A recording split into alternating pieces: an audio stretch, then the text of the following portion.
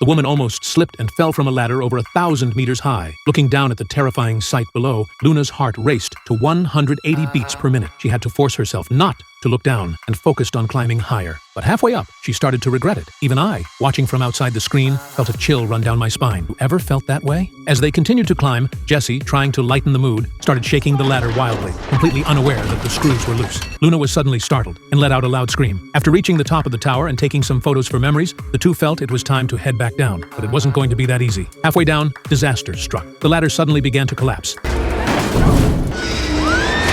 In that critical moment, Jessie grabbed onto a nearby post, preventing Luna from falling. With Jessie's relentless effort, Luna finally managed to grab onto the remaining rungs of the ladder and climbed back up. The two of them, having escaped danger, burst into laughter. However, it wasn't long before they faced a new problem. The ladder had completely broken off. There was no way to go back down, and at this height of 3,000 meters, their phones had no signal. That's when Jessie came up with an idea. Since there was no signal up there, there must be one down on the ground. So, Jessie put her phone inside her shoe, then tore off something from her chest to use as padding. After making sure it was secure, she tossed it down. Little did they know, the phone broke the moment it hit the ground. After a long wait, both of them were severely dehydrated. The supplies in the backpack below became their only hope for survival. Since Jessie had a bit more stamina, the dangerous task was handed over to her. Another problem arose. Due to the limited length of the rope, Jessie was still a bit short of reaching the backpack. To survive, she had no choice but to risk unbuckling the safety harness.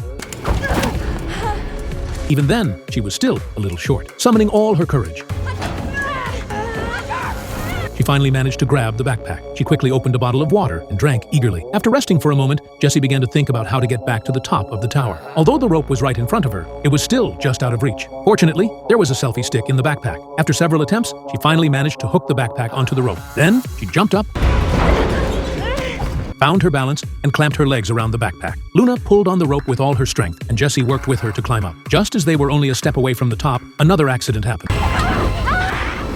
Luna anxiously looked down, but fortunately, Jessie was mostly unharmed, just with some minor scrapes on her palm. With Luna's efforts, they finally managed to pull Jessie up successfully. Did you think this was the end? After a long time without rescue, they were severely dehydrated. Luna suggested that Jessie take off her shoe and try to stuff the phone inside it again, but Jessie replied, "Aren't my shoes down there?" Luna, confused, said, "Aren't you wearing your shoes?" However, Jessie said,